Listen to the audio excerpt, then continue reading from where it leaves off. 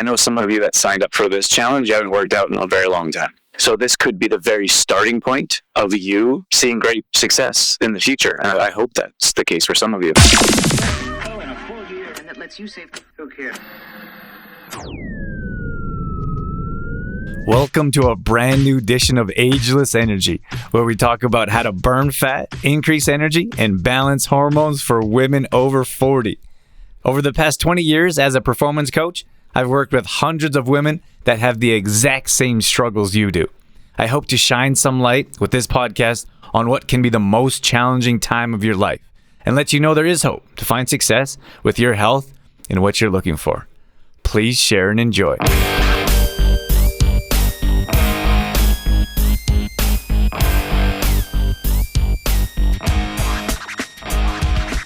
I just wanted to jump on here and offer some extra support. This wasn't planned, so thanks for you guys that jumping on here last minute. I was actually looking through all the questions I was having, a handful of questions on the group, and then I had my personal DM, and I was like, let's just jump on and see if I could clear things up for you guys. So we'll play this recording for those that had other plans. And then if you guys have questions live, like right now, I'm happy to answer them. I have a list. How'd the workout go? How'd you do, Sandra? Good. Yeah, it was good.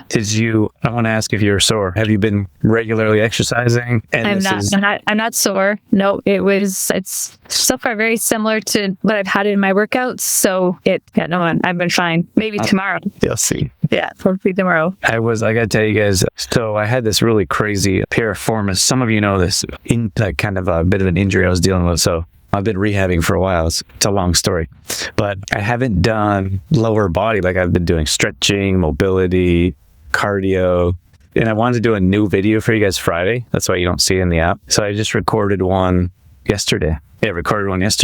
And it was lower body, so legs and abs. And I woke up this morning and I'm like, I'm like, what did I do? And then I was like, I recorded that work. So I got some messages from some of our Bums and Tums members, and they're saying that they're having a hard time walking this morning. So you're not the only one. How did you do, Luis? I did fine. You didn't work out? Yeah, I work out regularly. Awesome. Okay. I think it's a good point to bring up because at least when I was doing personal training, I'd always have people, my different members or clients that would never tell me that they were sore. It was like this big, you feel like weak, like a form of weakness. And I was like, you know what? It's okay to be sore. I think it's a good thing. Yeah, but I'm always curious. Anywho, okay. So one of the questions one of the questions was how do I take measurements, or what's the best way to take measurements? So I did post the video in case everyone didn't get a chance to see this. This will be an overview for some of you, but we like to look at a holistic approach. All measurements, body weight, and progress pictures. Big shout out to those that have posted their progress pictures. I know that that's a hard thing for some people to do. I really get a lot of them in challenges. And then when we have our clients sign up as members, sometimes I have to talk them into it. But your progress pictures are, in my opinion, by far the clearest, most accurate form of progress, which will show you success. And in my opinion, I usually see people just weigh themselves. So I feel like you could be on a great program and you could be seeing really good results, but you're only weighing yourself. And there's too many variables for you to actually see that scale go down on a regular basis without the accuracy of measurements and progress pictures. If you guys haven't taken progress pictures, or if you don't want to upload them, at least take them for yourself, because you'll be able to look like some of you that signed up for this challenge, you haven't worked out in a very long time. So this could be the very starting point of you seeing great success in the future. And I hope that's the case for some of you. And the more results you see, the harder it is for you to see the results on the scale. So the more success you find, the harder it is to see that scale go down. So at that point in time, we call that our second phase of our MAP program, and that's the maintenance phase. The scale has to level out at some point in time. It's not going to drop forever or you'll disappear. I really feel like conventional weight loss programs are missing this step, because if all they're trying to do is get you to lose weight, once you hit your goal weight, there's nowhere to go. Like, what do you do? And in most cases, there's no training or mindset after that. So it's just slowly gaining that weight back. And then you have something to work towards again, right? Like, so you hit your goal weight, you lost 20, 30 pounds, great. And you don't have anything to do after that. So then you gain that back, and then you're like, I have something to look forward to again. So it's this perpetual cycle of losing weight, gaining it, losing weight, which I don't think anyone really wants to do. It's just that training and the mindset.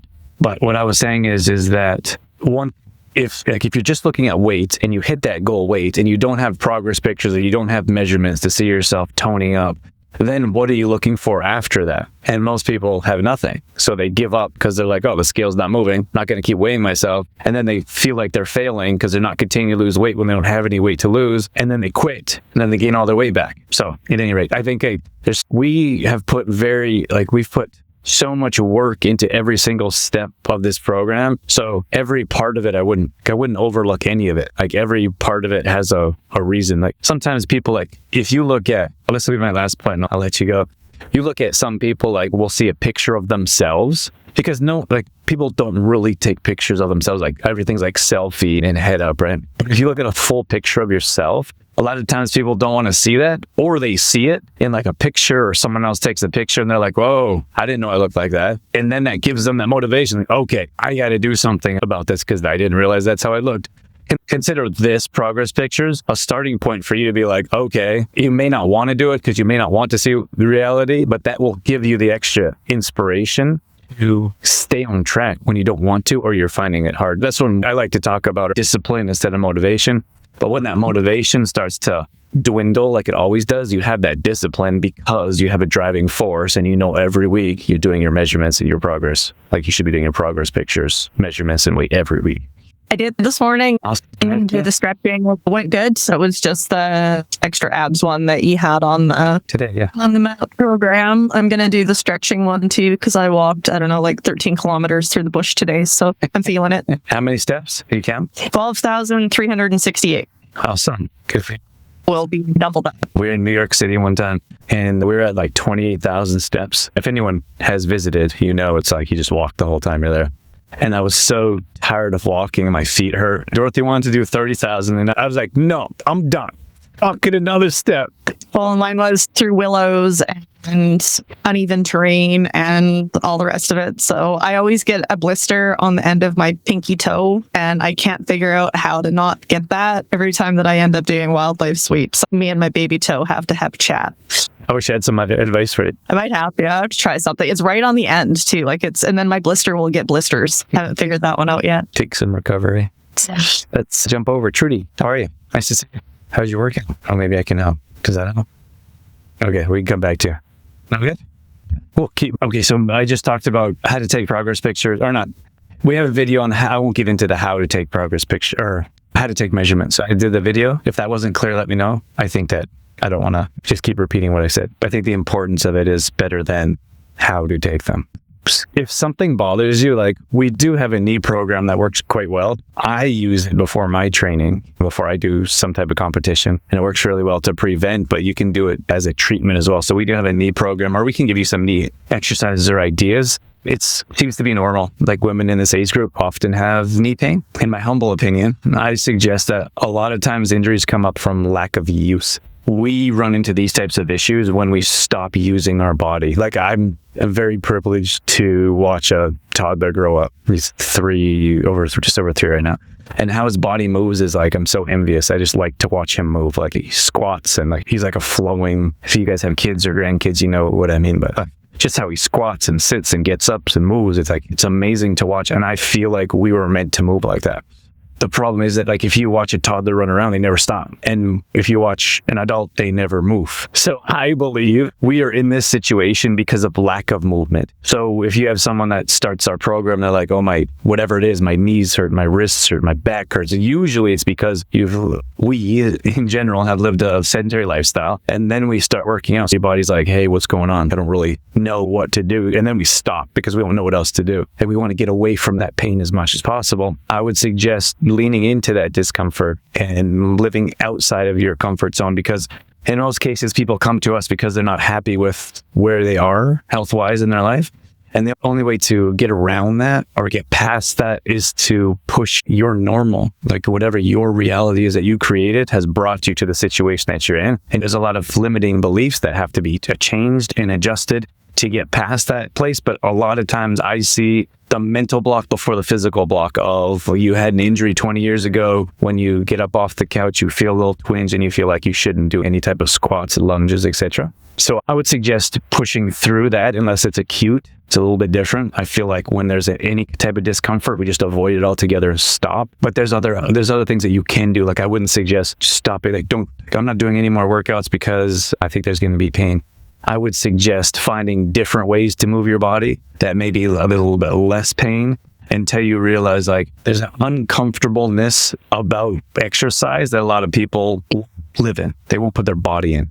And like the only way to stretch your comfort zone, or let's see, like the simplest way to explain an exercise, like when you're doing bicep curls, you are breaking down the muscle so it builds back stronger because it's a defense mechanism. Our body's incredible. It's like when you cut yourself, you scab up and then you have a scar. Like your body is saying like, this was damaged here. We have blood that clots. It forms a gap and then it forms a scar. Like that's your body protecting itself. If there was no scab, you would just keep bleeding forever. So your body is protecting itself. Your body's amazing in so many different ways. It's the same thing for your workouts. Like if you're going to stand there and do bicep curls, you're breaking down your muscle and your muscle will build back stronger. So the problem is that there is discomfort and there's your lactic acid that builds up and it is uncomfortable. And a lot of people will work out for a short amount of time and then they don't want their body to be in an uncomfortable state, which is a bit ironic because that uncomfortable short-term state will make you healthier for longer term, as opposed to never putting your body in an uncomfortable state through workouts. And then your body's in chronic pain all the time because you never use it. So I would suggest continuing to move regardless of what type of pain you're in, and that will actually become better. And I have, from being an athlete and all the challenges and injuries and things that I've gone through, I can tell you it's 100% better when I keep moving as opposed to turtling and not doing anything because everything hurts. Motion is lotion. I like that. Let's see. There was some, gosh. Oh, he says I'll do abs tonight with my girls. Awesome. And then Luis says the Trainers app isn't giving me the option to sync my Apple Watch. You can talk to Nick. Nick's a tech guy. I have no idea. Brian's actually really good with both on our team. They're really good with tech stuff. I have no clue. I know we've had issues in the past when people tried to hook up their stepper. So it could be the app. It's just not great to connect to an outside device. Or one of them could offer a suggestion that's more helpful. Don't worry. I'll let them know and one of them can answer. Thank you. Yes. Okay. Any questions or comments about that topic? Okay. Then I've got a couple more questions that came in. Oh, Trudy was asked about rating the app. It's not really a thing. Like 10 is extreme. Like 10 is, don't overthink it. Well, 1 is simple. Wasn't very challenging at all. And 10 was, oh my gosh, don't know how I'm going to walk tomorrow. But that doesn't have like that. What I like that for, what that rating is for, is to think about it. Because a lot of times people just, I think we just unconsciously walk through life, most of us. But you should think about it. How difficult was that workout? Because as you progress and you get more fit, you can look at the workouts and be like, I started at a 12, but I put 10 because that's as high as it went. And then you might say, oh, this is an 8. And then you would say, oh, this is a 3. So you can actually think about it and see your body getting fitter, which is what I would call a non-scale win. So you're seeing yourself actually getting in better shape. So don't think about it any more than that. It doesn't mean much. And then the other one was hydration. So, okay, this could get really in depth, but let's simplify. So 3 liters, like 3 liters is a good gauge. Oh, everyone should be around 3 liters of water. Now, caveats to that is if you're drinking coffee, you should have more. Coffee is a diuretic, takes water from your body, so you have to replace that. A lot of people walk around dehydrated, which is more research is coming out around the brain in particular, but a dehydrated brain. I read some study like 80% of kids, young kids, are dehydrated, which is kind of crazy, but you see like they drink juice. They drink juice. Gosh, no judgment, but I saw a little baby in front of us. We were at this fair thing and they had like a Gatorade bottle in there. Like, I think that's just probably a bit of education that they might need, which I absolutely love. It's one of our best investments ever because our little guy, I'm super grateful that he loves water. We don't really give him many options. He drinks a little bit of coconut water, a couple other natural juices that have sometimes we give him pomegranate juice, which is 100% real juice, but he loves water and he drinks water all day. And it was always like a bit of a concern for me because he's always drinking water and we try to drink a lot of water and then we're traveling and we're not I don't drink fluoride. I'm not a fan. no judgment if you are. Anyways, it's been always on my mind, and this thing's a traveling one. So we have a filter that reduces the fluoride, and then another filter that takes out other junk in the water that shouldn't be there. So I would look at the quality of water that you're consuming first, and then I would look at where you're at now with your hydration. So it'd be easy for me to say drink 3 liters of water, but if some people are drinking a cup, like literally a cup of water. I'll tell you this story real quick. When I was working at a gym, this guy came up to me and he said, how much water, or he asked me about water. How much water should I drink? And I was like, well, I guess it'd be helpful if you told me how much water you're drinking now. And he's like, oh, I drink tons of water. And I was like, okay, well, what does that mean? And he says, I drink 5 or 6 of these in a workout a day. And it was like those little tiny Dixie cups. And I thought he was messing with me. And I was like, is tons of water? What? He was serious. That's an extreme, but that's someone's mindset. I've been around family members that I hadn't seen them drink any water at all. So it really depends on where you're at. 3 liters is a good gauge, but if you're drinking a cup of water or a 500 milliliter bottle, then don't try to drink 3. It's probably not setting yourself up for success.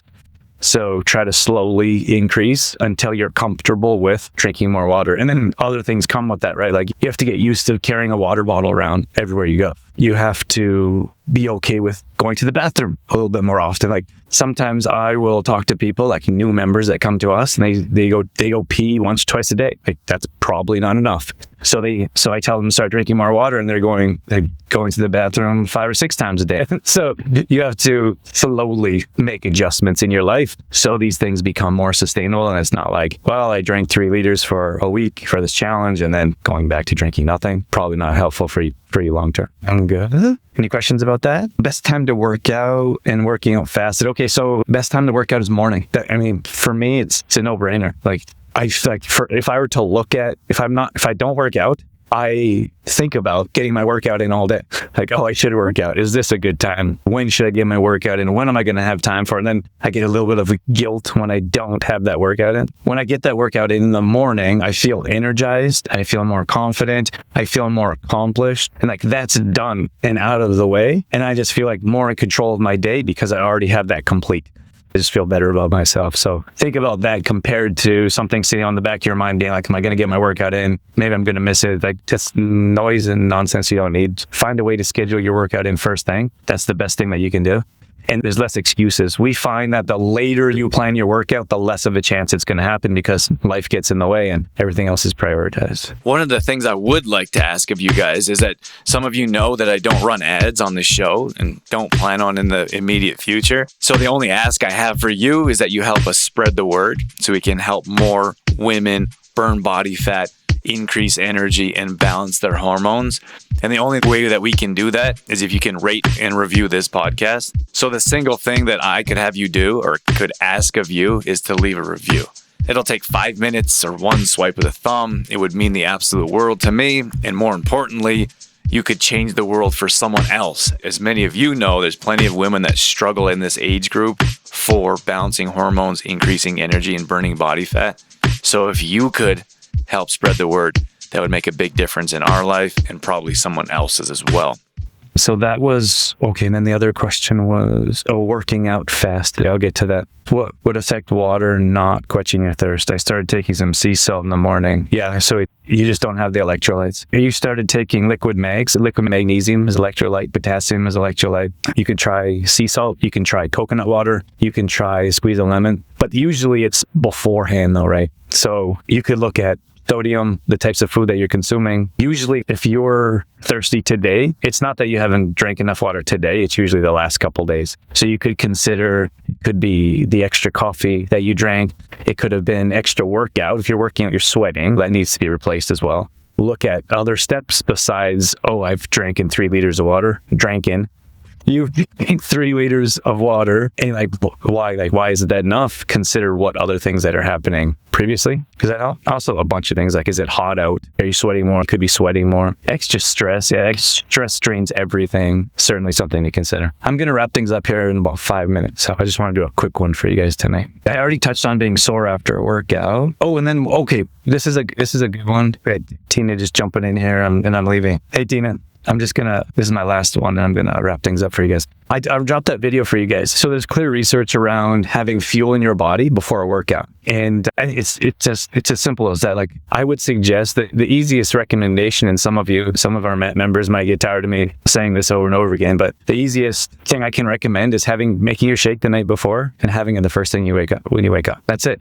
I feel like we should do that every day, all the time, because it's the easiest way to increase your metabolism, which will put your body in a fat burning stage. And then you will start to burn body fat by just doing that. Like, if there's one thing that you can do, start with a shake in the morning. Like, take our products. Like, don't take our products, or buy someone else's shake. Whatever it is, like, have something first thing in the morning and get your metabolism ignited. If you look at the opposite, we see people come into the program, they don't eat till 10 or 11. And then it's usually like a muffin or a bowl of oatmeal.